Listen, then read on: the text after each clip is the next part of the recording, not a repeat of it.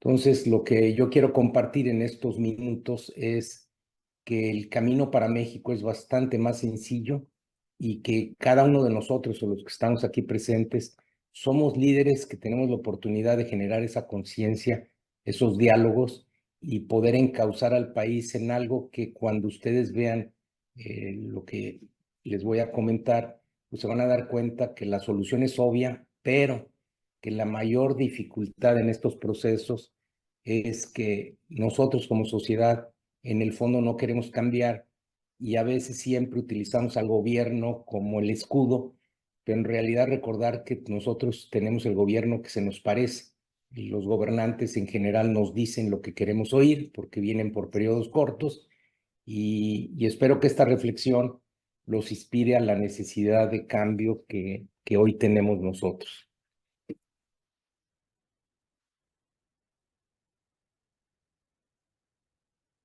La primera pregunta es, ¿qué hacer para cambiar el rumbo de México? ¿Y cuál debiera ser esa visión para retomar ese bienestar en forma acelerada? Y creo que lo primero que debemos reconocer es que México ha sido un país muy mal gestionado, no en los últimos 6 años, sino en los últimos 40 años. Y esto lo vemos nosotros en esta gráfica en donde ustedes van a ver el ingreso por habitante, el PIB per cápita a dólares constantes del 2015 desde 1980. Y ustedes ven que sí hay una caída en estos últimos 6 años, pero en realidad no hay ningún desarrollo en los últimos 40 años. Y por otro lado, al lado ven ustedes que el mundo pues prácticamente ha duplicado el ingreso per cápita. Eh, ven ustedes países que lo han, China lo ha 23 veces en ese periodo, Corea del Sur 7 veces, Turquía 3 veces, y México posiblemente uno de los países con peor desempeño, un 20% en 40 años. Y ahí lo ven ustedes, ahí ustedes ven distintos países. Claro, el per cápita de China era $480, hoy supera el de México en promedio 11,200, pero ahí ven el desempeño de México, hemos prácticamente mantenido el per cápita y que también lo reflejan en ese famoso 2% que decimos que hemos crecido la economía, pero pues que ha sido muy parejo al crecimiento de población. Y por otro lado, siempre hablamos de que el norte y la parte arriba de la Ciudad de México ha crecido más y es una falacia también enorme. Sí ha crecido porque ha habido una emigración de sociedad, pero hay 15 estados que han crecido el ingreso por habitante, que es mucho mayor que el sureste, 1% anual. Hay 3 estados que lo han crecido 0% y 4 estados que han tenido decremento, pero el resultado per cápita en México es 0%. Yo vivo aquí en Monterrey y aquí el ingreso es $17,000 contra 11,000 de la media, pero hace 20 años era $15,000, entonces sí hemos traído el doble de población, pero no necesariamente una mejora sustancial en el ingreso de la población. Y a pesar de que somos la economía 16, hoy hay el dilema si somos la 16 o somos la 14 por la revaluación que ha tenido el dólar, pero este es un dato fundamentalmente del Fondo Monetario Internacional. En desarrollo humano, que es uno de los indicadores más importantes del bienestar, estamos en el 74. Nuestra fuerza laboral, solo 16% tiene estudios universitarios, o dicho de otra forma, 84% aspira a trabajos de poco valor, calidad educativa en la prueba PISA 56. El índice Gini, que es el que más nos duele, que es la brecha entre los que más tienen y los que menos tienen, somos el país 119 del mundo. Competitividad internacional, ingreso por habitante, prácticamente estamos abajo de la media mundial.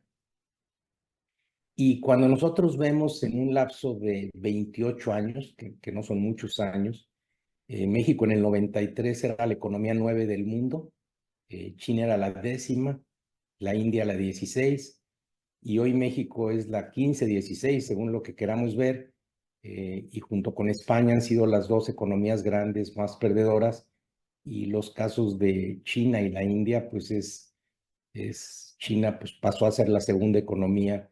Entonces sí se pueden generar cambios rápidamente y ahorita vamos a ver qué tendríamos que hacer México para esto. Lo que es un hecho es que nuestro crecimiento ha sido muy incipiente y mal distribuido y creo que con esto paramos de hablar del México del pasado y hablar un poquito de qué tendríamos que estar haciendo.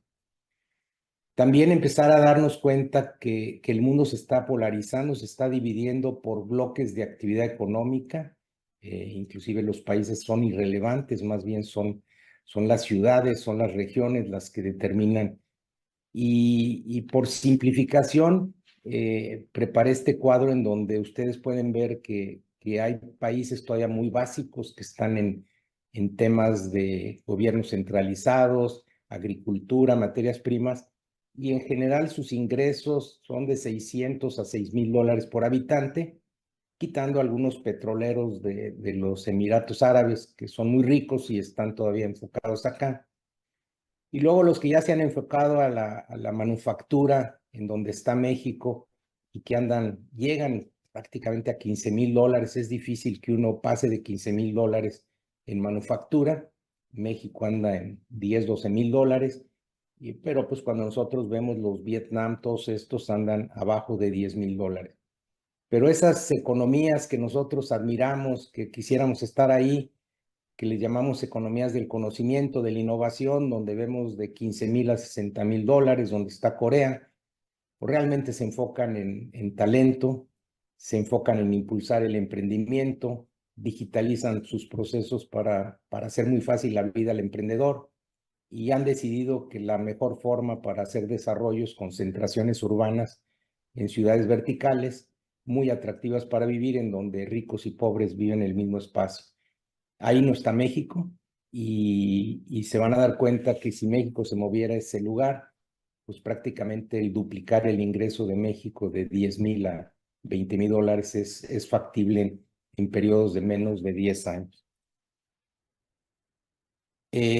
Hoy si ustedes configuran el planeta, pues todavía tenemos la mayoría de países en el área básica, todavía en ingresos por habitante muy bajos. Tenemos manufactura 41 países y 72 países que están fundamentalmente en ingresos ya arriba de 15, 20,000 dólares.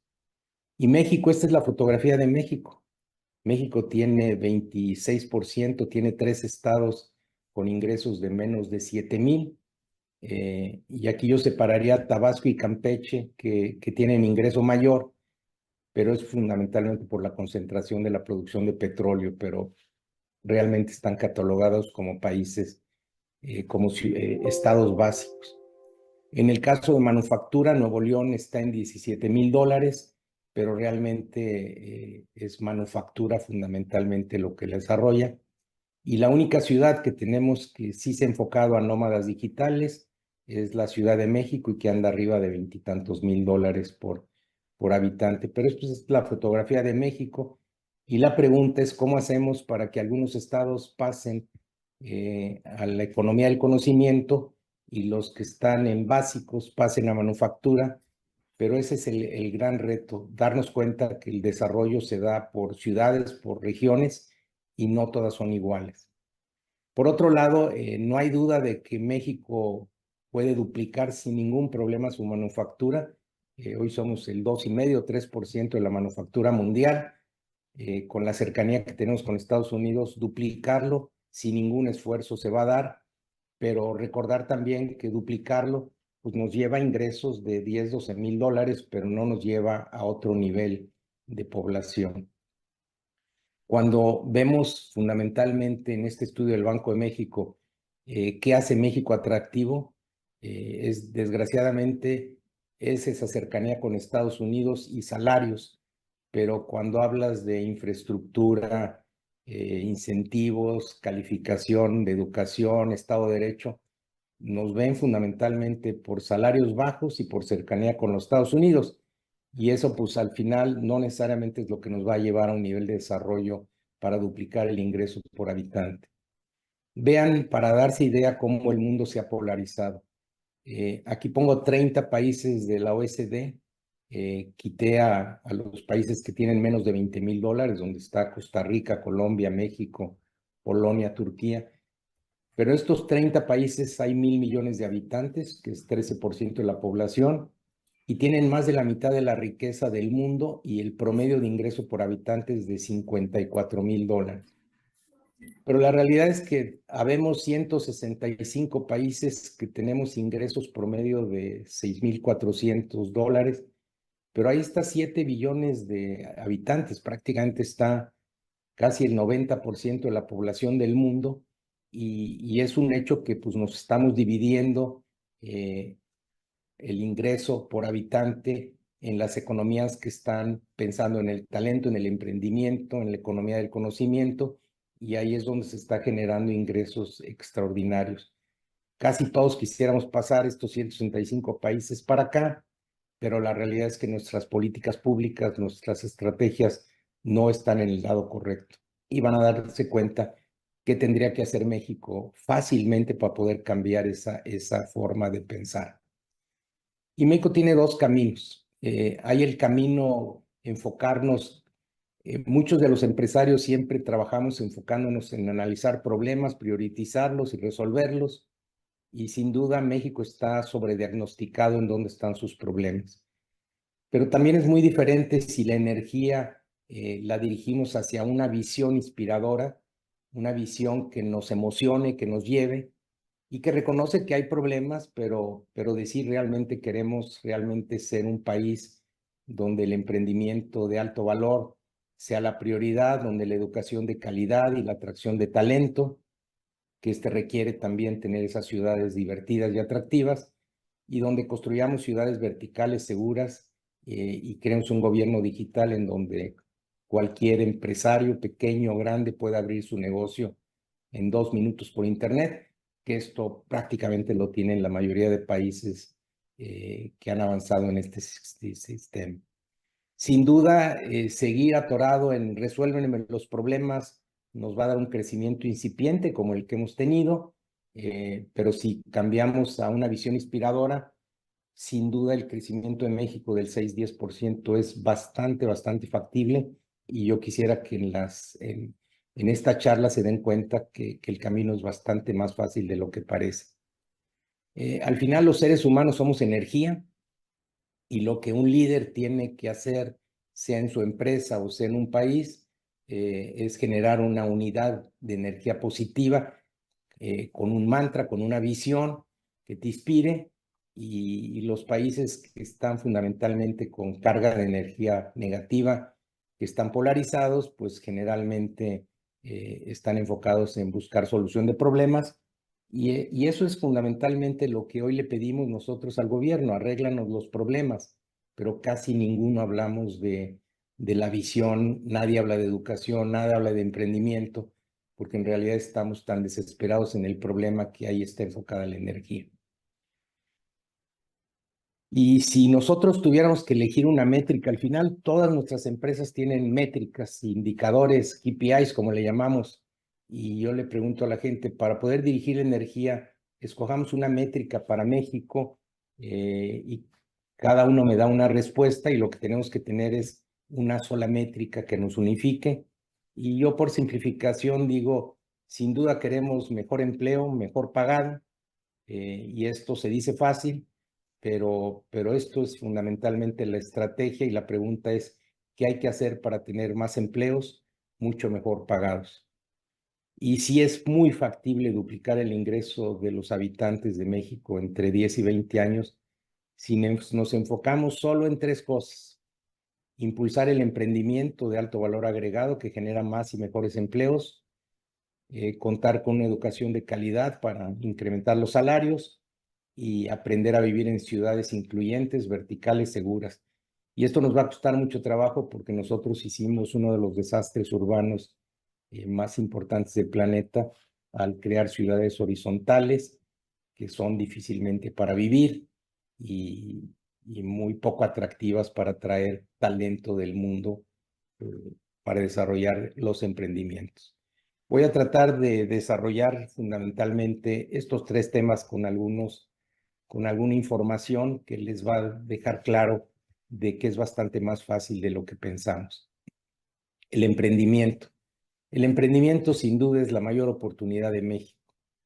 El emprendimiento es un embudo donde entran millones de emprendedores y de repente pues hay algunos de ellos que terminan siendo los famosos unicornios. Unicornios son aquellos que llegan a valer 1,000 millones de dólares su empresa, y hay estas empresas que transforman el mundo, como puede ser Apple, Amazon, todas estas que llegan a tener valores económicos, en el caso de Apple o Amazon o Nvidia, que ya pasó a los 3 trillones de dólares, son valores que son 2 veces y media el valor de la economía de México, nomás para darnos idea de la magnitud de lo que puede generar un emprendedor que llega a ser, crear una de estas empresas.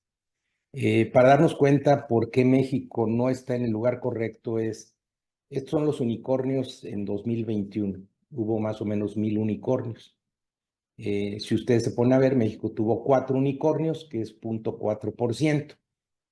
Pero si somos el 1,2% de la economía mundial, pues debíamos de haber tenido 12 unicornios simplemente para estar en la media.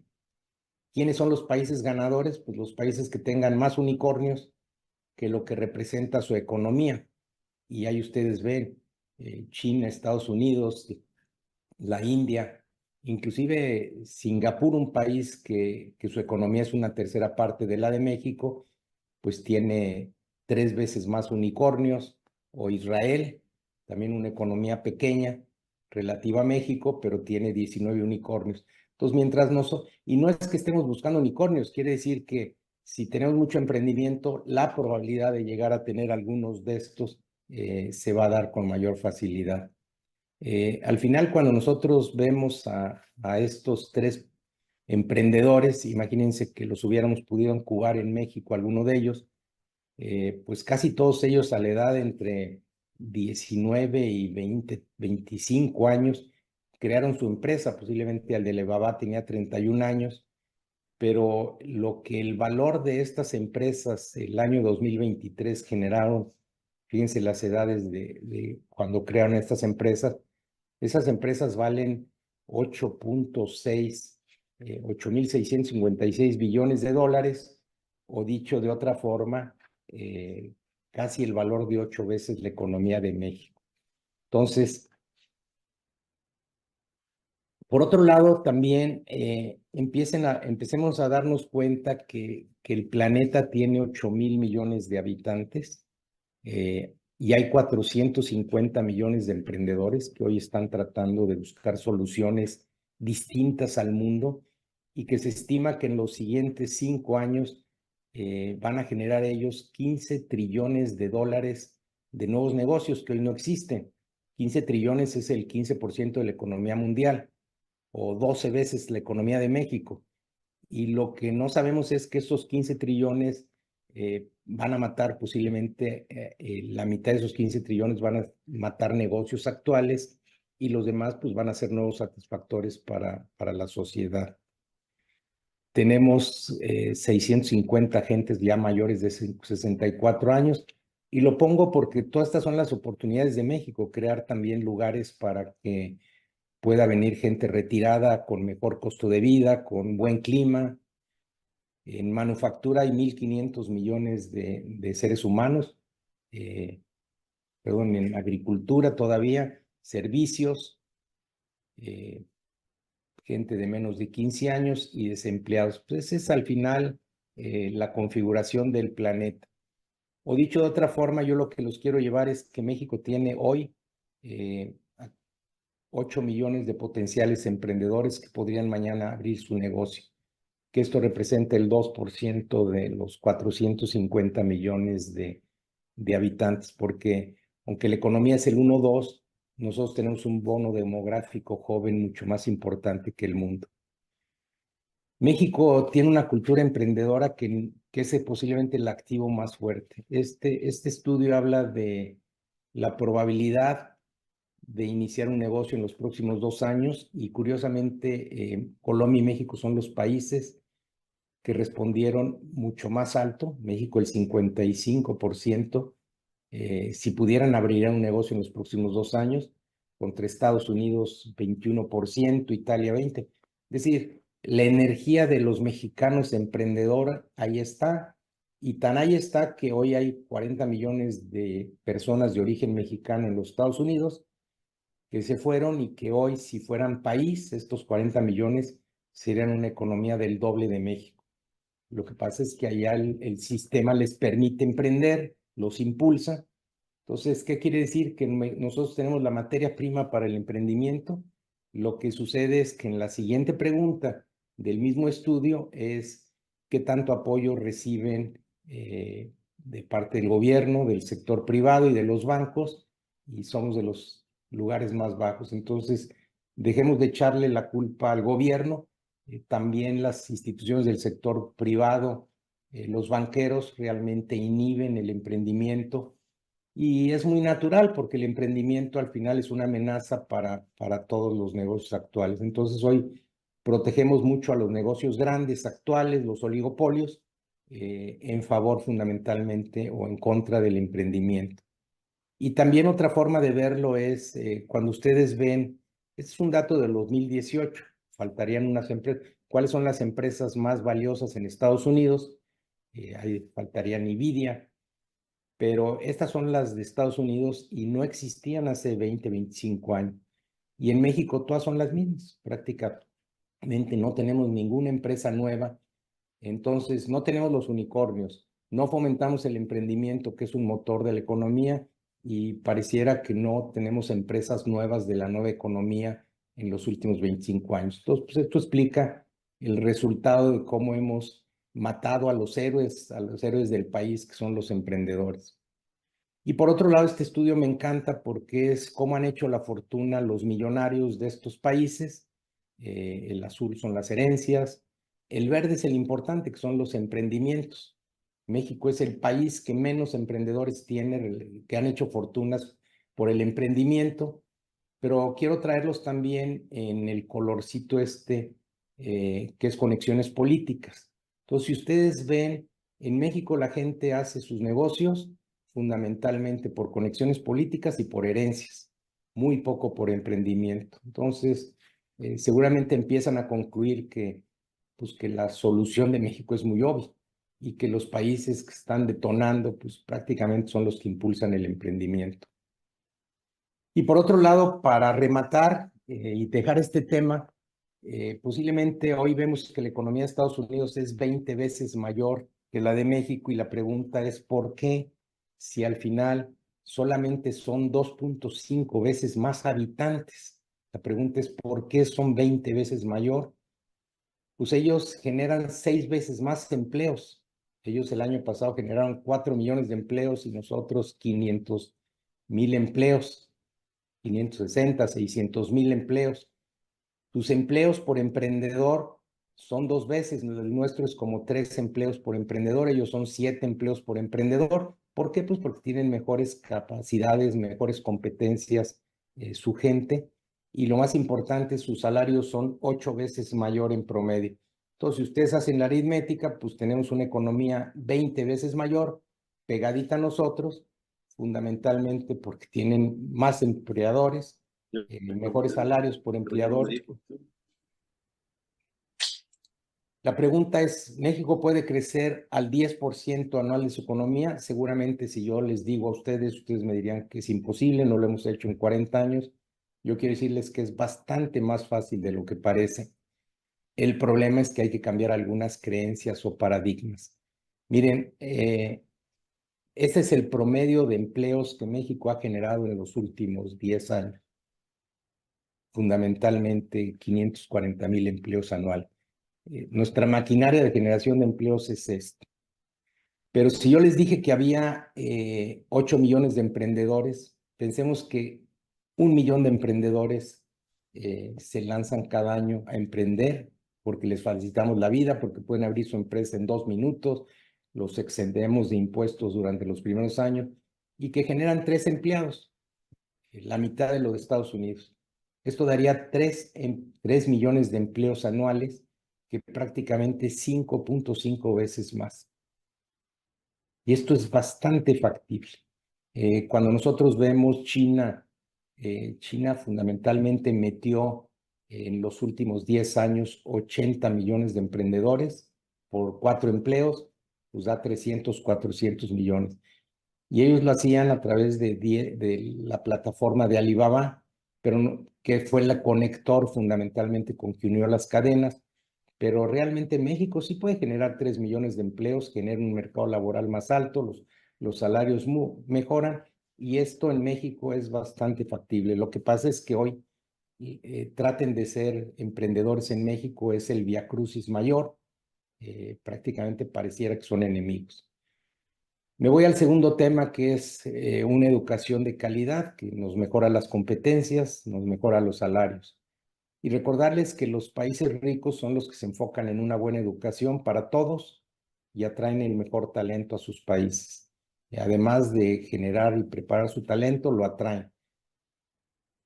Estos son los países que tienen mejor ingreso por habitante anual, comenzando con Luxemburgo, y luego relaciono yo con el índice de desarrollo humano de Naciones Unidas, y se van a dar cuenta que hay una correlación perfecta. Los países que tienen buen índice de desarrollo humano tienen buen ingreso por habitante, y nosotros, pues nuestro ingreso por habitante es bajo, y también el índice de desarrollo humano de Naciones Unidas. Entonces, o le apostamos a la gente y al desarrollo, o la posibilidad de tener buen ingreso va a ser muy, muy difícil. Por otro lado, también les comentaba yo que la educación superior, y ya no estamos hablando de la calidad. En México, 19% de la población tiene posibilidad de tener educación superior, y los países con mejor ingreso por habitante pues tienen promedios arriba del 40%. Entonces, nuevamente una buena educación de calidad, usted desarrolla mejores competencias y salarios. Y también recordarles que hoy los países al final son tan fuertes como sus empresas, porque al final la suma de las empresas determina la creación de valor de un país. Y las empresas lo que hacemos es atraer talento, retenerlo y desarrollar talento. Bueno, pues los países también, los países exitosos atraen talento a través de universidades y centros de investigación, de ciudades divertidas y seguras, y de un ambiente amigable al emprendimiento. Y se van a dar cuenta que nosotros hoy que hablamos del nearshoring, hablamos de fábricas, maquila, pero nadie habla de traer centros de investigación o universidades extranjeras. Y para darles una idea, las universidades internacionales que hay en estos países, en China, Emiratos Árabes, además de que China educó 800,000 chinos cada año yéndose a universidades de todo el mundo, además tiene 37 universidades internacionales de investigación en China, Emiratos Árabes, y nosotros cero. Es decir, nosotros no solamente no hemos generado las universidades de investigación, sino nunca hemos invitado a universidades de investigación extranjeras. Entonces, nuestra mindset, nuestra mentalidad no está en la economía del conocimiento. Estamos queriendo trabajos de maquila, de bajo valor agregado, y con eso nos sentimos bien, pero recordar que eso nos va a llevar a ser un país de 12, 13, 14 mil dólares de ingreso por habitante. Y por último, cierro con el tema de las ciudades verticales, y que ustedes como Cámara de la Construcción son corresponsables de uno de los mayores desastres que hemos tenido y que está documentado en la forma de desarrollo urbano que ha tenido este país. Y recordar que el desarrollo económico se hace en ciudades y regiones del mundo, y se está urbanizando el mundo a unas velocidades enormes, y esto está haciendo que fundamentalmente el planeta que hoy vemos, las personas estamos utilizando solo el 3% del planeta para vivir. Pues hay mucho territorio, pero en realidad estamos viviendo en clústeres, estamos viviendo agrupados. Y ahí marco con colores azules donde se está desarrollando la mayor riqueza y la innovación, sin duda comenzando por Silicon Valley, Boston, Nueva York, algunos lugares de China, de Londres, de India, pero pues no necesariamente están ni Brasil, ni Latinoamérica, ni México, ni África, etcétera. Y también hay evaluaciones de indicadores de las ciudades más innovadoras, las de calidad de vida, las de mejores para estudiantes, y sin duda en estos indicadores no está México. Las ciudades innovadoras, está Ciudad de México en el 87, pero Guadalajara y Monterrey 278 y 356. Entonces, si nosotros no estamos en los rankings compitiendo con estas ciudades, pues no vamos a estar en los lugares que atraen fundamentalmente o estudiantes o talento. Y también recordar que las universidades son los atractores de talento, los centros de investigación, y sin duda les dejo esta pregunta: ¿cómo sería Silicon Valley si Stanford no existiera o Boston sin Harvard o MIT? Y por otro lado, en este ranking de emprendimiento de los startups, estas son las 17 ciudades que mejor rankean de toda Latinoamérica. Tenemos ahí prácticamente a 4 ciudades, que es México, Monterrey, Guadalajara y Puebla. Pero cuando las vemos en el contexto global, solamente Ciudad de México está en el top 100 del mundo, 44 lugares. Monterrey la 139, Guadalajara 202 y Puebla 236. Es decir, si México no tiene 4 o 5 ciudades en el top 100 en los siguientes 5 años, pues no va a entrar una economía del conocimiento. Esto implica que hay ciudades en México, yo diría Guadalajara y Monterrey, que no debían de entrarle al nearshoring, debían ser ciudades digitales, y esto no implica que hay otras ciudades que tienen que enfocarse a la manufactura, pero tenemos que tener cuidado que las ciudades que se enfocan solamente a manufactura, pues se vuelven ciudades de baja calidad para los emprendedores de alto valor. Entonces tenemos que cuidar la vocación de cada ciudad, y este es uno de los problemas serios. Ustedes ven, inclusive Argentina es un país problemado económicamente, pero tiene Buenos Aires, donde está siendo muy atractivo y ganando puntos en el emprendimiento. Entonces, no importa el desarrollo del país, son los desarrollos de las ciudades los que determinan el éxito. Con esto quiero decirles que México, su futuro no está en el país, sino lo que hagamos fundamentalmente localmente, las ciudades.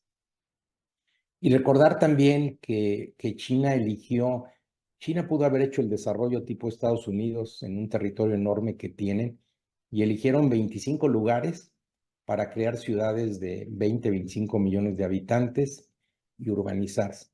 Y este es un ejemplo de Shenzhen, que está enfrente de Hong Kong por un puente. Y esto era lo que era hace 40 años, tenía 30,000 habitantes, hoy creo que ya están arriba de 15 millones de habitantes, y es la tercera ciudad con más patentes del mundo. Entonces vean lo que puede lograr la decisión humana de planificar ciudades y volverlas ciudades innovadoras. Nosotros la última ciudad nueva que llegamos a construir fue Cancún, que sin duda es una gran marca, hace 50 años. Y por otro lado, ¿por qué se urbanizan?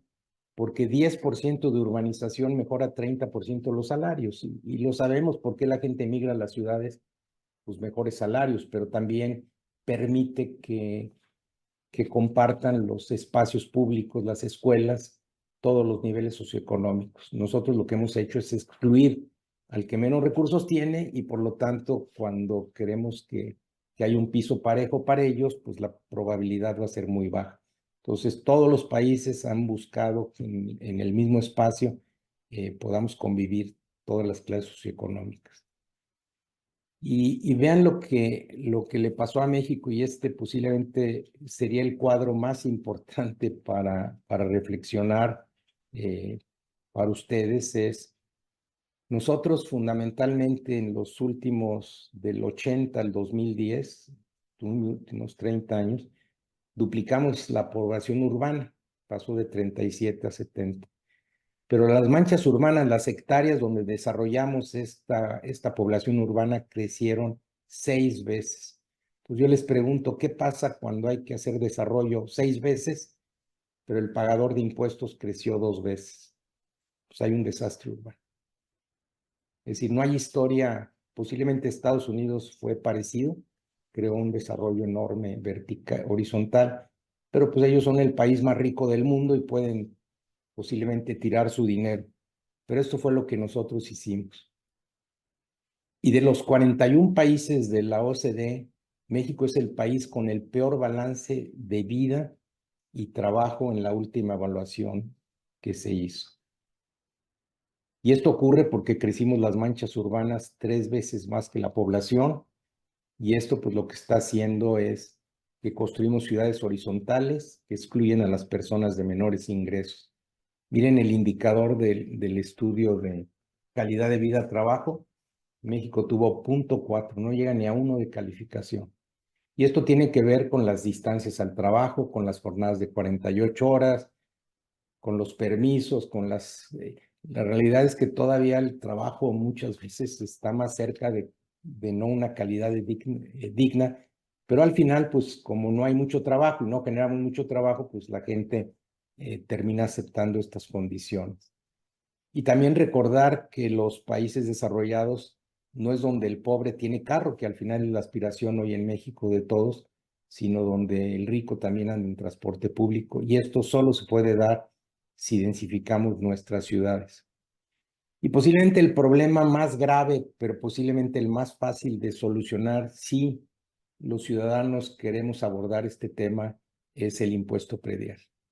Los países tienen los impuestos al consumo, los impuestos a las ganancias, pero lo que determina una ciudad, cómo se administra con 80%, es el impuesto predial. Y la OECD nos dice que menos del 2% del valor de tu propiedad al año como impuesto predial, si no lo tienes, no hay forma de sostener una ciudad. Y eso haciéndola compacta. Nosotros el promedio de México es 0.32%. Entonces, ¿qué pasa? Pues tenemos un problema de ciudades, no hay recursos y seguimos pidiéndole a la federación que nos mande recursos cuando en realidad nosotros debemos ir corrigiendo esto, pero corregir esto nos llevaría a no vivir en espacios grandes, a vivir en espacios horizontales, paradigmas que posiblemente hoy no queremos nadie como sociedad y por lo tanto pues el gobierno nos sigue diciendo más o menos lo que queremos oír, ¿verdad? Sin duda vivimos la mejor época de la humanidad, una época de grandes cambios, y los que se mueven rápido pues, son los ganadores.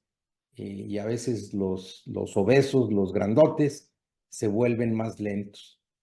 Y cambiar nuestra manera de pensar, sentir es posible, pero no es nada fácil.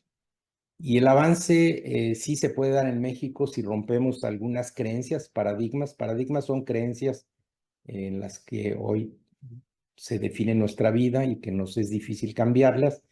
Y yo diría que la primera es densificarnos y crear nuevas ciudades incluyentes con impuestos prediales de clase mundial. Y ser incluyentes es que los que nos dan servicios puedan vivir también en condominios más austeros, pero a 5 minutos caminando de nosotros, que puedan compartir los mismos espacios, los parques, y que puedan tener un piso parejo para que pues no los excluyamos. Y si no empezamos a cambiar los impuestos prediales, que nos van a cambiar la forma de vida para vivir en espacios más pequeños, pero con mejor calidad de vida.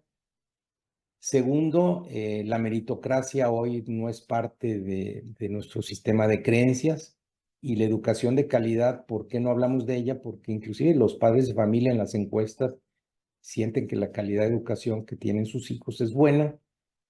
Y la otra es abrir las fronteras al talento y centros de investigación. Así como hablamos de traer fábricas, debemos de estar desesperados trayendo centros de investigación, crear ciudades divertidas, atraer el talento y los permisos de inmigración para talento, para gente con buenos niveles, debía ser prácticamente en automático, como le hacen muchos de los países.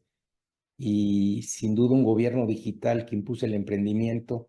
La realidad es que cuando ustedes ven la correlación de gobierno digital y corrupción, hay una correlación casi perfecta. Nosotros no tenemos un gobierno digital donde puedas abrir negocios muy rápido y por lo tanto los índices de percepción de corrupción son altos. Si corrigiéramos un gobierno digital, la corrupción la minimizamos a cantidades. Y al final, para cerrar, para ver si hay un poquito tiempo para preguntas, impulsar una economía sin duda de libre mercado y con una educación de calidad, enfocándose en el emprendimiento, es la única forma de lograr generar más y mejores empleos. Y sin duda, yo les digo a ustedes, si lográramos encauzar nuestra energía como esta granja solar y nos imaginamos un México con equidad e inclusión, donde nuestro éxito dependa de nuestro esfuerzo y mérito, un México con acceso a educación de calidad, oportunidades y donde los emprendedores sean admirados, un México donde el progreso compartido sea nuestra prioridad y la felicidad de todos el objetivo más importante. Ese país sí es factible. Y como lo comentó Nicolás, en 2017, José Antonio Fernández y yo escribimos este libro, que es una metodología para transformar a México, que lo pueden encontrar en Amazon, en digital sobre todo, que en su momento se lo dimos a los candidatos en el 2017, pero que no necesariamente estamos siguiendo este camino para México. Con esto, pues dejo abierto si hubiera algunas preguntas. Muchas gracias. Gracias, Adelante, Salvador. Roberto, por favor. Gracias, Daniela. Salvador, muchísimas gracias. Pues muy relevante para nuestra industria. Y por supuesto surgen varias preguntas importantes y me voy a permitir hacerte una que a lo mejor engloba más de una respuesta.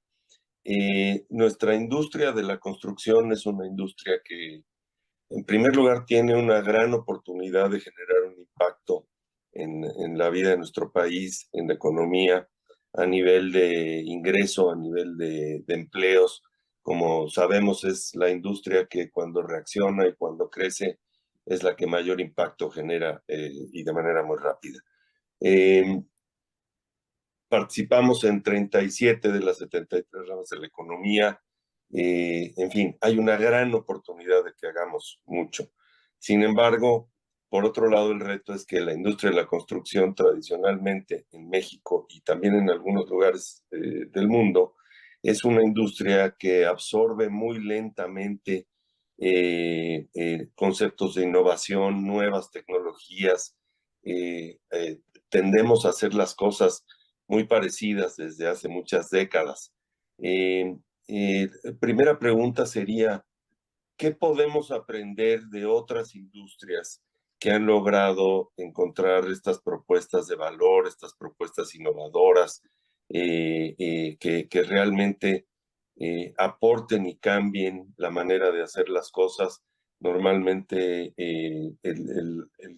el aprendizaje entre industrias aporta mucho. ¿Cómo podemos cambiar nuestra manera de hacer un buen approach hacia la innovación y hacia la generación de valor en una industria que tradicionalmente se mueve lenta? ¿Qué podemos aprender de otras industrias, Salvador? Mira, yo tomaría dos respuestas. Uno es a nivel cámara.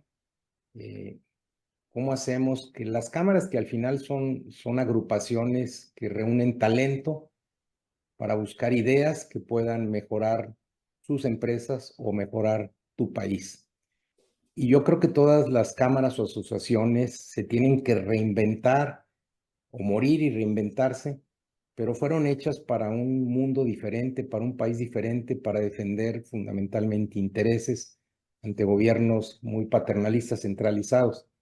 Hoy las agrupaciones como ustedes tienen que tratar de ayudar a imaginarse ese país que queremos y recordar también que posiblemente yo les mostré todo este desastre urbano que hemos hecho, pero también recordar que hoy el valor de la tierra no tiene ningún valor, sino lo que pones arriba de la tierra. Ustedes saben que México es un territorio muy, muy grande, pero que los países más desarrollados pues tienen poca tierra, los Japón, Singapur, Corea, y logran desarrollos extraordinarios. Nosotros al tener mucha tierra lo que hicimos es permitir que toda la tierra la utilizáramos y entonces pues mal planeada. Y por otro lado también nosotros desgraciadamente al no tener los impuestos prediales correctos, hicimos que el mejor negocio en México es especular con la tierra el gobierno paga los servicios y nosotros prácticamente nos quedamos esperando nomás la plusvalía. Entonces, al tener los terrenos baldíos deben tener impuestos prediales 3 veces mayor que estos 2%, ¿no? Los que tenemos actualmente, de tal forma que si hay plusvalía la comparte también el espacio público. Pero lo que yo sugiero para México es crear nuevas ciudades. El ejemplo de lo que hicimos en Cancún, que nos rebasó hace 50 años, México tiene esa localización enorme contra Estados Unidos y yo creo que hay oportunidad de crear islas de prosperidad utilizando 2, 3 mil hectáreas y crear nuevas zonas cercanas a playas, cercanas a aeropuertos, algunas para nómadas digitales, algunas para retirados.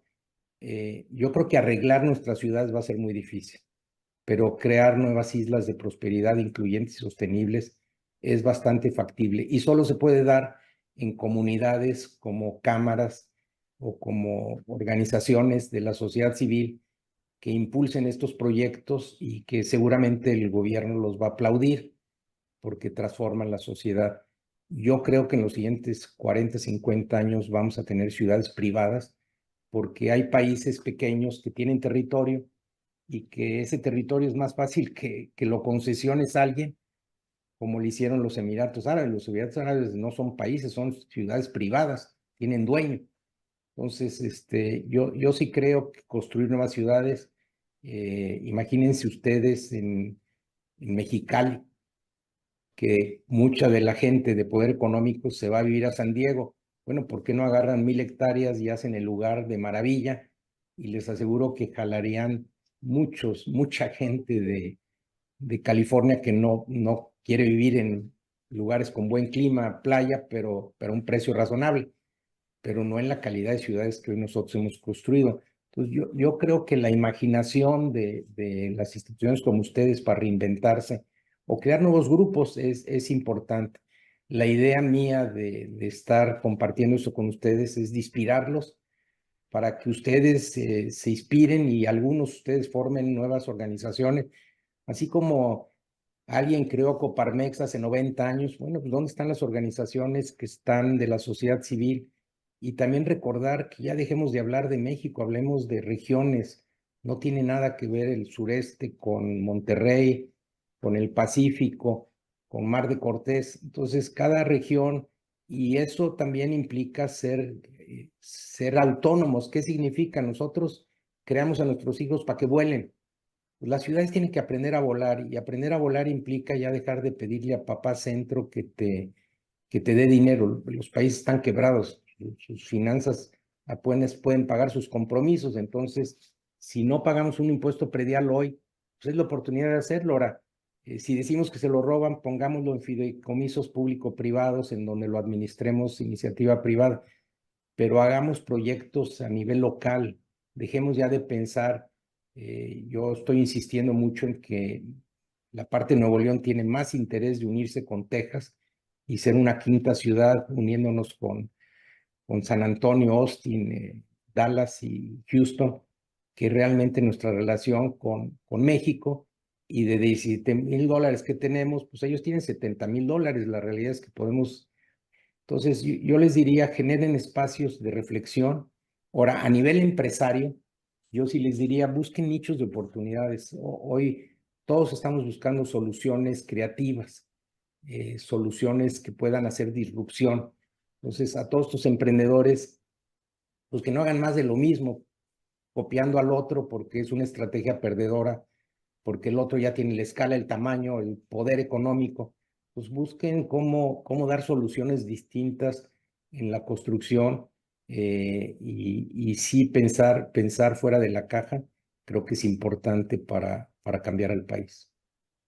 Gracias, Salvador. Estamos recibiendo muchas preguntas que por supuesto vamos a atender.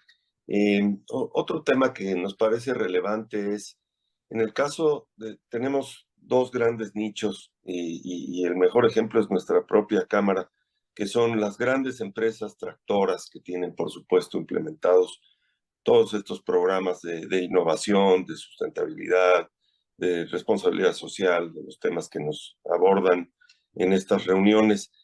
Por otro lado, tenemos un gran grupo que representa un porcentaje enorme de nuestros afiliados, que son empresas medianas y pequeñas, en donde tradicionalmente cuesta trabajo invertir tiempo y recursos en generar estas nuevas soluciones.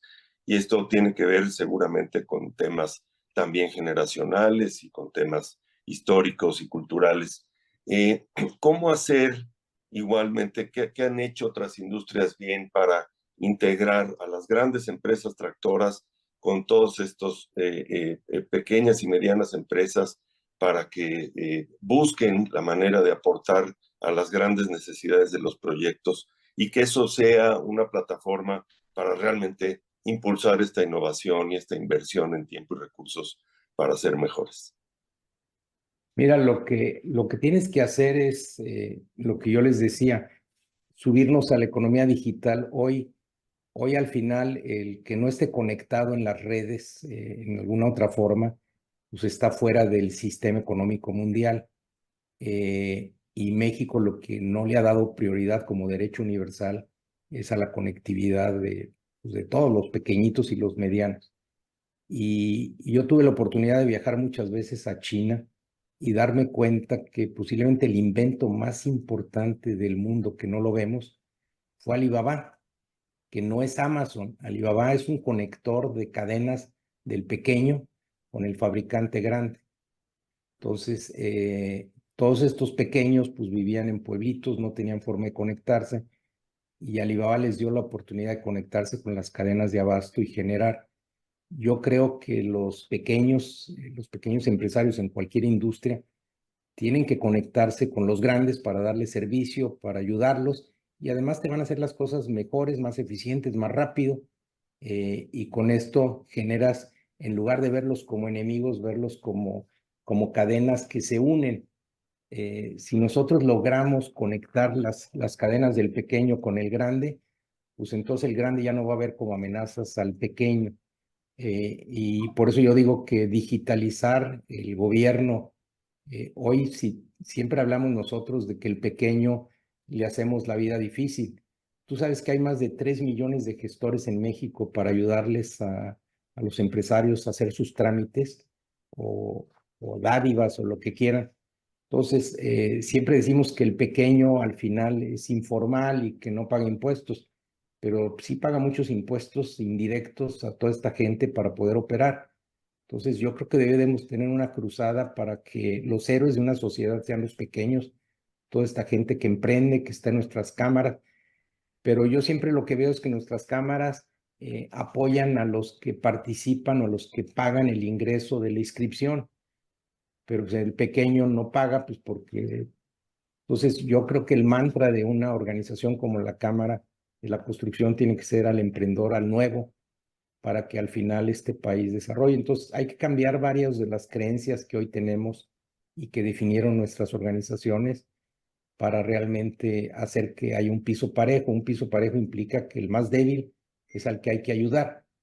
Y sin duda las elecciones de la semana pasada pues nos indicaron que esta gente nos está gritando, ayúdenme, queremos algún respaldo. Quisiéramos no dádivas como nos están dando, pero entonces la pregunta es cómo les impulsamos para que ellos puedan tener una vida digna, un empleo, un emprendimiento. Yo creo que ese es el rol hoy de todas las organizaciones de la sociedad civil, ¿verdad? Coincidimos, Salvador, y hemos hecho mucho para hacer ver a nuestras empresas medianas y pequeñas que esta inversión en generar un valor diferenciado contra su propia competencia paga, como bien dice nuestro querido amigo Nicolás, siempre la responsabilidad social paga, decimos la sustentabilidad paga, la honestidad, la eficiencia, y ahí es donde podemos diferenciarnos. Con esto hay un factor muy importante y me gustaría darle entrada a un tema donde tú has hecho una gran labor en comunicarnos y es en el tema de los líderes. En este ambiente retador, tanto los líderes en el sentido de las grandes organizaciones como los pequeños emprendedores, pues es un tema que también, como tú has publicado y escrito mucho, pues es muy relevante y normalmente nuestros líderes son diversos, tenemos diferentes tipos de clientes, tenemos empresas que trabajan y líderes que se enfocan al sector público, otros al privado, otros a diferentes proyectos. En fin, tenemos un ambiente retador. Cuéntanos un poco, y me gustaría con esto poder entrar al tema de los líderes y cuál es tu posición en cuanto a lo que deben de hacer los líderes para poder realmente incrustar a las organizaciones dentro de un mejor nivel, que sean organizaciones que perduren y que vayan hacia esta propuesta que nos has presentado de alto valor, de educación de calidad, de visión, etcétera. Cuéntanos, Salvador, ¿qué piensas en esto? Mira, qué bueno que lo tocas porque y me parece que esta es la pieza de mayor valor agregado individual para los que están presentes. Yo vengo reflexionando y desde hace mucho sobre el mayor problema que tiene la humanidad, que sin duda es que no tenemos liderazgos. Y hoy seguramente Nicolás estará de acuerdo conmigo que cuando vamos a Davos y vemos a los líderes que dirigen el mundo, les decimos, pues aquí hay un gran problema, ¿verdad? Y no sé si te acuerdes, Nicolás, en 2015 que hubo en el foro, pues nos empezaron a cuestionar de cuáles eran los retos de la humanidad y a mí me llamó la atención que de los 10 retos que ponían, uno es que no hay líderes para enfrentar los retos de la humanidad. Entonces, ¿de qué te sirve tener retos si al final no hay líderes? Y el tema más serio es que la velocidad que estamos teniendo desde que apareció Internet hace prácticamente 53 años, pues nos llevó a una velocidad de mundo diferente. Nosotros aprendimos un liderazgo jerárquico en donde el jefe decide y donde pues las organizaciones son caras lentas y donde fragmentamos el trabajo y se nos empezó a olvidar que el cliente es la razón de ser y que nuestros negocios son clientes.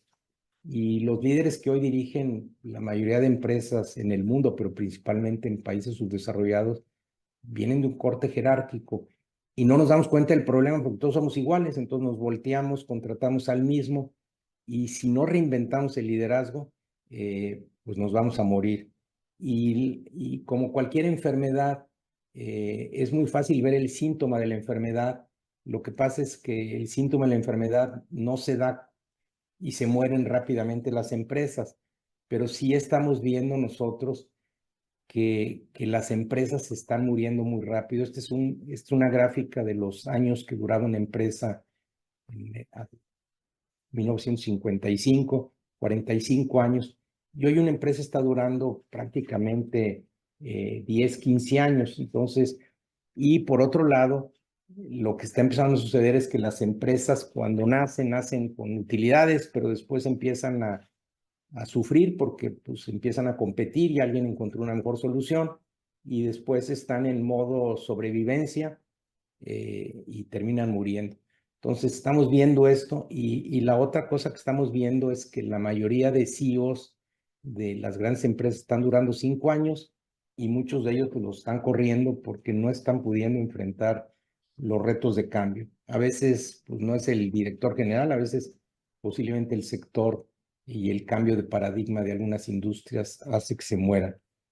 Pero lo que está sucediendo fundamentalmente es que nosotros venimos de una creencia que viene de más de 300 años de que el jefe decide y los clientes están abajo.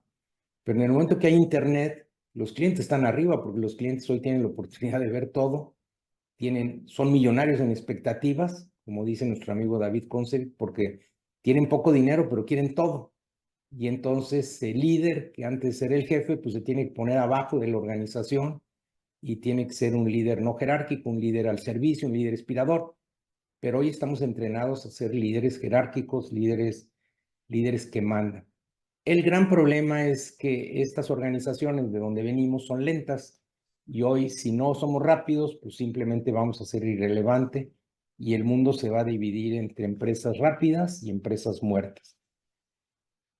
Y los jefes hoy que tenemos, y lo vemos en todos lados, y lo vemos en gobernantes, sienten el privilegio de mando, y cuando llega un líder de estos, pues inspira temor. ¿Por qué? Pues porque el súbdito lo que tiene es temor que lo corren. Entonces se vuelve leal a ese jefe, no a la organización, no a los clientes, y ese líder, ese jefe requiere empleados que sigan órdenes, y siempre ustedes van a escuchar el yo decido, yo hice, yo. El yo está como parte general. Y las organizaciones que están evolucionando y las que van a revolucionar son las que se enfocan en un líder que declara que está al servicio de los demás, y eso inmediatamente inspira confianza y requiere la mentalidad de emprendedores, y esto también implica reconocer e incentivar como emprendedor, no como empleado, y permite que la gente pueda decidir en conjunto, y su labor número uno es desarrollar talento. Entonces, este rol de un líder inspirador, si pudiéramos ver las empresas en el mundo, pues yo les diría que la mayoría, el 90%, están en el lado izquierdo, pero en los países que les enseñé desarrollados, donde están estas empresas, Google, Amazon, pues están en líderes inspiradores, líderes que empoderan organizaciones. Nosotros todavía estamos mucho más en esta área, por eso no nos damos cuenta del problema. Pero para los que están ahorita escuchando esta conversación, la oportunidad es que si no nos reinventamos hoy, pues vamos a ser obsoletos en los estilos de liderazgo. Entonces eso me llevó también a la reflexión de escribir este libro, porque hoy lo que sucede es que el mundo está cambiando a tal velocidad que necesitamos líderes que se muevan a rapidez. Entonces hoy tenemos líderes que al final están haciendo mejora continua de lo que hoy hay. Pero si tú haces mejora continua y el mundo va rápido, te vas a morir o vas a perder valor. Que la gente me dice, oye, posiblemente no muera porque tengo ventajas competitivas. Sí, pero el valor de tu empresa va a ir perdiendo en el tiempo. Y recordar también que estamos emigrando de liderazgos jerárquicos a liderazgos inspiracionales. Yo estimo que este proceso se va a llevar 100, 200 años, mucho mayor. El cambio va a tardar más que el cambio de nosotros, pero también recordar que hace 150, 200 años, pues en los Estados Unidos, que es hoy la potencia mundial, pues había esclavitud, y la esclavitud era permitida también como uno de los grandes negocios de esa sociedad. Y vemos todavía países que todavía las condiciones de trabajo están más cerca de esas condiciones de vida, pero yo creo que nos acercamos a una humanidad que está buscando formas distintas de conectar el trabajo. En los Estados Unidos hoy el autoempleo ya es mayor que el empleo formal, y esto no era antes de pandemia, y la gente cada día no quiere trabajar en organizaciones rígidas donde la libertad de tu horario no se puede dar, y entonces estamos ahí en el dilema de si la gente tiene oportunidades de trabajar en libertad, en flexibilidad, pues lo va a preferir hacer. Y lo que les enseñaba yo, vean ustedes, por ejemplo, estas tres empresas, Apple, Microsoft y Amazon. Esto es lo que vale el capital contable de estas empresas, 60, 200 y 200. Pero la empresa, sus acciones valen estas cantidades, es decir, lo que empieza a suceder es que el valor de las empresas ya no está en los balances, en los estados de resultados, en lo que tienes de activo, en el capital. Hoy hay intangibles, y lo más valioso de la empresa son los intangibles. Entonces también un mensaje a ustedes, hay que aprender a gestionar los intangibles. Entonces, ¿qué significa esto? Que no se llenen de activos. Apple, por ejemplo, pues es la empresa más valiosa, pero no produce nada. Y tiene una cantidad de recursos que podría comprar las fábricas y hacer sus teléfonos, pero todas las apps que hoy nosotros utilizamos, parece que hay más de 20 millones de seres humanos en el planeta haciendo apps, y les entrega el 70% de los ingresos por este lado, y no produce ningún teléfono, y desde una pequeña ciudad, Cupertino, administra la empresa más valiosa. Entonces, hoy, ¿por qué estas empresas valen? Pues por su gente, por sus ciudades, por sus clientes, por su cultura, por su liderazgo, por su innovación, por su velocidad. Pero ¿qué pasa? Y esa es mi llamada de atención, que cuando llegamos a revisar los resultados como dueños o directores generales, nos enfocamos a los estados de financieros. Está bien, hay que ver los 10 minutos y después empezar a ver cómo gestionar el talento, la cultura, crear organizaciones ágiles. Y ahí yo siempre que entrevisto a algún director general, algún CEO, le digo, ¿a qué te estás dedicando? Y cuando veo que no le dedique estos 3 temas más del 50% del tiempo, yo sé que la empresa va a perder valor. Y me dice, bueno, ¿y cómo le hago? Pues no me da tiempo, estoy operando. Bueno, pues tienes que crear organizaciones más ágiles, enfocadas en crear células autónomas de gestión por clientes y no fragmentarlas, ¿verdad? Y tienes que reinventar el liderazgo para ir más rápido o no habrá futuro. Pero si los líderes, que son fundamentalmente los que están en esta audiencia, no cambian, no va a haber cambio.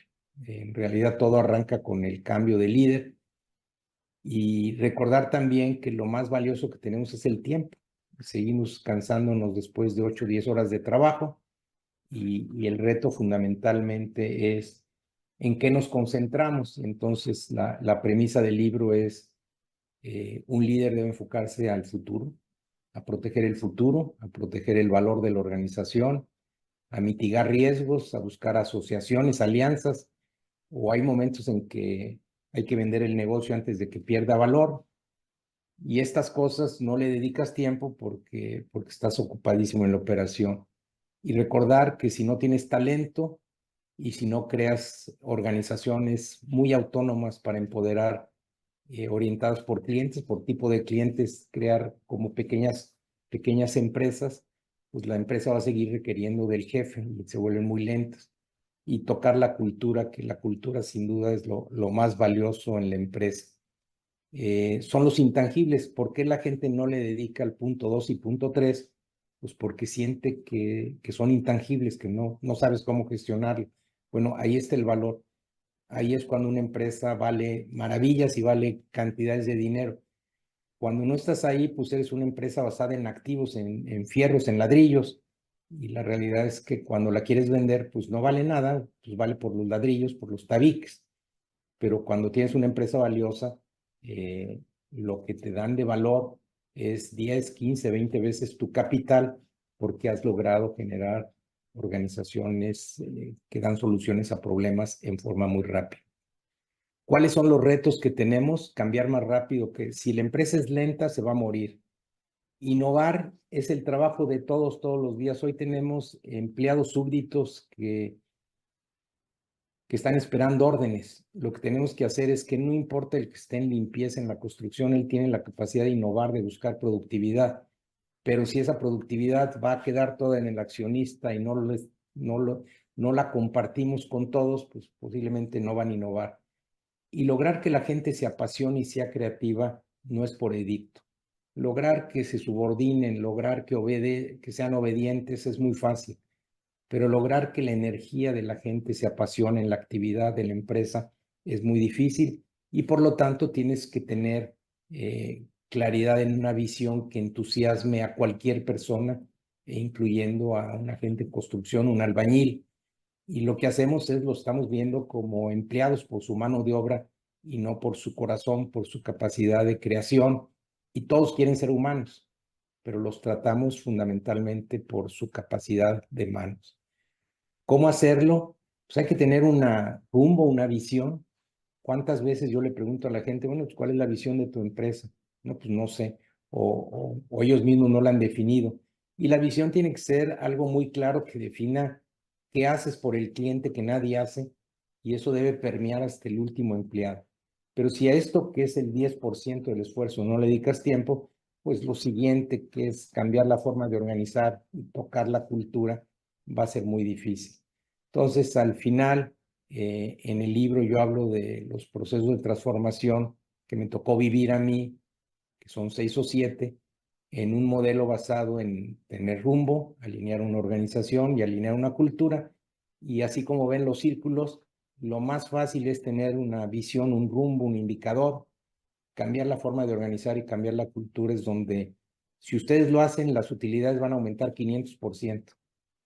y se vuelve tan importante porque nadie se da cuenta que ahí es donde está el valor de una organización. Pero hoy vemos las organizaciones más valiosas, que lo que valen y la gente paga por sus acciones es por su estructura, por su forma de organizar, por su gente, por su cultura. Y lo que diferencia una organización es la cultura, y yo, por simplificar, nomás para entusiasmarlos a que lean el libro, y más que leer el libro, generen conversaciones entre la gente que trabaja con ustedes, porque generar un cambio cuesta muchísimo trabajo. Entonces, arranca con reconocer que ustedes como líderes quieren cambiar, decírselo a sus equipos de trabajo y empezar a trabajar en un cambio legítimo de ser un líder jerárquico, un líder inspirador. Y la otra, que tienen que empezar a cambiar lo más rápido, dejar de pensar en subordinados, empleados, a emprendedores y mentalidad de dueño. Si no tienes la mentalidad de dueño y los incentivas como dueños y les compartes la información que espera el dueño, pues lo único que pasa es que tienes empleados subordinados. Pues tienes que hacerle como ese ejercicio de que se acercan con un par de albañiles y uno dice, yo estoy construyendo la catedral más grande del mundo, y otro dice, yo estoy poniendo tabiques. Simplemente es la perspectiva de ver el mundo y cómo los incentivas. Y recordar también que el único jefe es el cliente, y declarar realmente que el cliente es el jefe, y hagan los ejercicios. Yo siempre le digo a la gente, oye, ve y dile a alguien que está en la línea atendiendo un cliente, que le llama el jefe, el director general, y debe de tener y decir, no, pues estoy atendiendo a la gente más importante, y dígale al director general que voy después.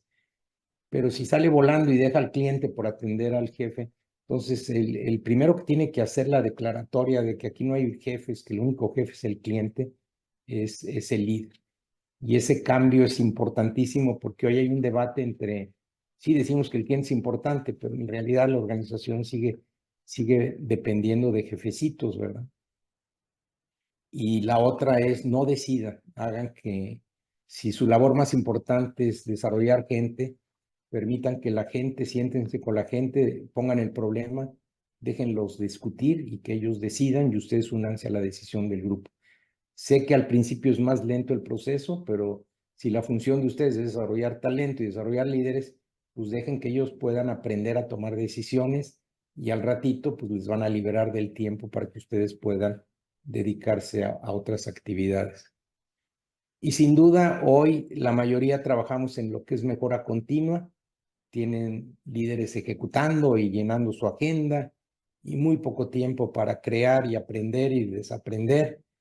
Pero si ustedes quieren ser únicos, diferentes, pues tienen que tener un balance, empoderar la ejecución para dedicarse más tiempo a viajar, a aprender, a desaprender y a crear. Este es al final un cambio que lo requieren los líderes, y al final yo le digo a la gente que ¿qué les gustaría? Yo siempre le digo a la gente, bueno, ¿qué quieres de tu vida? ¿No? Pues yo trasciendo a través de mi familia, le digo, bueno, pues sean los líderes que les gustaría que sus hijos tuvieran. ¿Te gustaría que tu hijo tuviera un líder como tú? No, pues no, pues soy muy duro, soy muy tal. Bueno, pues entonces cambia tus estilos de liderazgo, y busca ser el líder que te inspire, el líder que... Y si ustedes lo hacen, este cambio de liderazgo, sus organizaciones van a moverse rapidísimamente. Esto yo tuve la oportunidad de hacerlo hace 50 años. Me di cuenta en una organización jerárquica que yo no quería hacer esto, y originé un cambio radical en la forma de actuar, y eso pues me permitió subir muy rápido en las escalas de organización. Y hoy pues todo esto lo reflejo en este libro que está ahí disponible en redes sociales, pero yo creo que es una caja de herramientas este libro, que les permite tener conversaciones en sus equipos de trabajo e iniciar un cambio desde ustedes, fundamentalmente. Y con esto, Roberto, pues paro, no sé cómo andemos de tiempo. Muchísimas gracias, Salvador. Sin duda importantísimo, todo inicia por un buen líder y ha sido muy interesante escucharte. Daniela, creo que tenemos algún espacio para preguntas, y también no sé si pasamos directamente a comentarios de cierre. lo dejo en tus manos. Sí, por acá tenemos espacio para alguna pregunta. La verdad es que en chat tenemos muchísimas felicitaciones sobre la conversación, sobre el ponente y por supuesto el tema a abordar.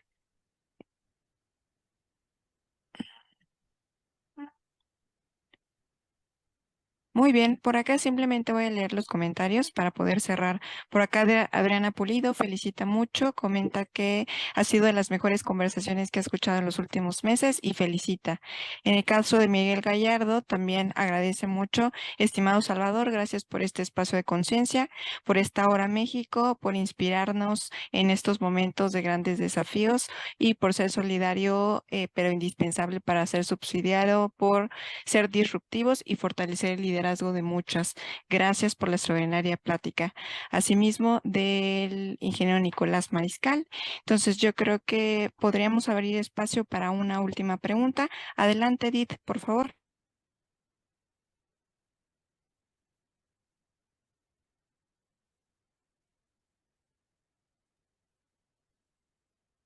Creo que no nos escucha. Tiene el micrófono cerrado. Hola, ¿sí me escuchan? Ya, te escuchamos. Gracias. Adelante, Edith. Gracias. Excelente ponencia. Me sumo a todos los comentarios. Este tema de pláticas nos hacen reflexionar definitivamente y me encantó esa parte, esa última parte con la que cierra en el sentido de atiende al cliente, no me atiendas a mí. O sea, ¿cómo invitas a la gente a que realmente haya una verdadera trabajo en equipo, sin distinciones, con sus tiempos, respetando los tiempos del cliente, respetando los tiempos de uno? Me encantó. Felicitaciones y saludos a todos. Gracias. Gracias, Edith. Por acá tenemos otra pregunta, Salvador. Nos dicen, desde la nueva elección de la presidenta, ¿cuál sería su perspectiva desde el modelo de liderazgo?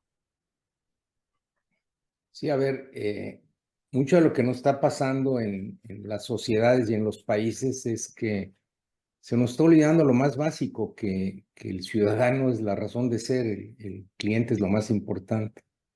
Y los líderes que se enfoquen al ciudadano, que inviertan la pirámide. Al final, no existiría gobierno si no hay emprendedores que generan riqueza, así de simple. Entonces, si quieres tener un gobierno fuerte, con más ingresos para después distribuirlos en mejores servicios, pues impulsa el emprendimiento y el emprendimiento te va a dar un mayor ingreso a tu sociedad y vas a poder crear un piso más parejo. Entonces, recordarnos al final lo mismo que estamos diciendo. Hay alguien que se llama el jefe de una organización, en las empresas son los clientes y en los países son los ciudadanos. El día que se nos olvide, ya perdimos la brújula. Muchas Pero también gracias. va para las empresas de ustedes y para las cámaras, ¿verdad? ¿Quiénes son los clientes de la cámara, concretamente? ¿Son los que pagan o influir para cambiar en los que hoy no tienen acceso a la cámara?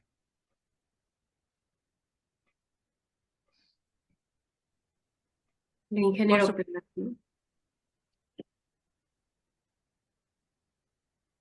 Adelante, ingeniero Plata. Le cedemos el uso de la voz. Gracias. Sumándome al agradecimiento a Salvador, que todos te hacen el reconocimiento, yo quiero hacer una sugerencia de que esta conversación seguramente está grabada, pues podamos darla a conocer a más líderes. Es decir, yo aquí vi aproximadamente 140 y tantos participantes, pero esta charla vale la pena difundirla entre muchos más líderes, incluyendo a nuestro presidente de la Cámara. Yo coincido con tus apreciaciones.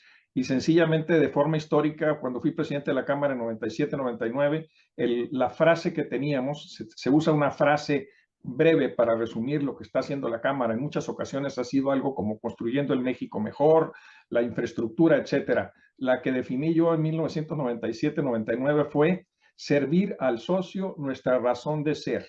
Es decir, el cliente de la Cámara en ese momento era el socio. Claro que cuando ya entrabas a detalle, pues también hablábamos de mejorar la sociedad, etcétera, ¿no? pero esa frase estaba escrita entrando a la oficina de la presidencia y yo me atenía a ella. Es decir, les decía, no se vale que dejen de atender a un socio por atender a su jefe inmediato, sea el vicepresidente fulano o el presidente de la Cámara. Entonces, creo que todos coincidimos y muchas gracias. Reitero lo importante de poder difundir esta plática. Gracias de nuevo, Salvador. Oh, gracias, Ricardo. Y sí, yo creo que vale la pena reinventar inclusive la Cámara en el sentido de definir cuál es el why, qué es lo que realmente hacen ustedes, y sin duda ustedes deben de impulsar el emprendimiento para un bien común. Tienen que buscar algo que emocione mucho y que sea más incluyente a los que hoy son ustedes, porque si no, entonces terminas en una organización dividida. Pero estas son las conversaciones importantes en la Cámara, pero si se dedican a operar y operar y operar, pues no les está dando tiempo.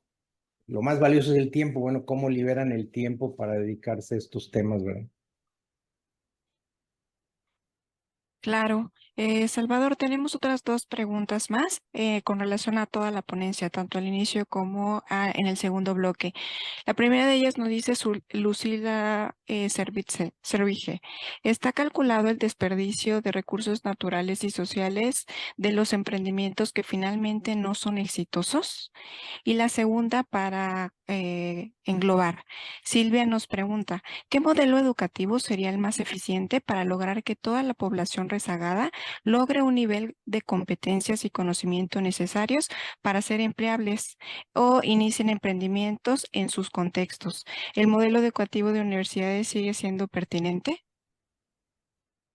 Mira, qué gusto saludarte, Lucila. Mira, y también Mari Carmen también ahí anda por ahí. Qué gusto. Y Silvia, miren, al final el mundo no es sostenible hoy como lo hemos creado, y eso es lo que abre unas grandes oportunidades de cambiar, de tener un mundo colaborativo, de romper fronteras. Lo que nos está pasando es que, véanlo en contexto, nosotros vivimos 80, 100 años en promedio, pero el planeta tiene 4.500 millones de años y el ser humano tiene 500.000 o 1.000.000 de años. Es decir, nuestro paso por la Tierra es muy cortito. Y en esta evolución humana, pues hemos ido evolucionando pues, inclusive lo que yo les decía, de épocas en esclavitud, liderazgos jerárquicos. Yo creo que vamos hacia una humanidad, pero nos va a llevar más tiempo que el ciclo de vida que nosotros tenemos. Entonces, yo sí les diría que en esta evolución de sociedad, nosotros tratemos de influir para dejar un poquito el mundo mejor del que nosotros recibimos. Y lo que decíamos, este espacio pues es un espacio de conciencia. Hoy, si ustedes salen de esta reunión y regresan y no toman alguna idea que les genere un cambio en ustedes para que sea parte de su nuevo inconsciente, pues no valió la pena el uso de este tiempo. Entonces, generen estos espacios de oportunidad, y sí creo que el planeta como hoy lo tenemos y lo concebimos no es sostenible, pero va a llevar más años. Y en caso de México, pues todavía no sabemos ni qué rumbo queremos tener, nos estamos poniendo de acuerdo en qué rumbo queremos tener. Y la educación, a mí me da una pena porque la educación es el sector más atrasado de toda la humanidad. Hoy la educación ha matado toda la capacidad creativa del ser humano porque pues eso era muy cómodo, el saloncito, cuando cada individuo, yo creo que la educación va a terminar siendo individualizada y personalizada y desarrollar las habilidades de cada ser humano, y que posiblemente la organización educativa va a ser más gratis y no existe hoy, pero va a ser la empresa más valiosa en donde cures los contenidos. Hoy la gente está aprendiendo mucho por YouTube, pero en forma no organizada, no ordenada. Entonces, yo sí esperaría que venga un cambio radical en la educación. No veo que la educación, el cambio va a venir de las universidades ni de las escuelas tradicionales.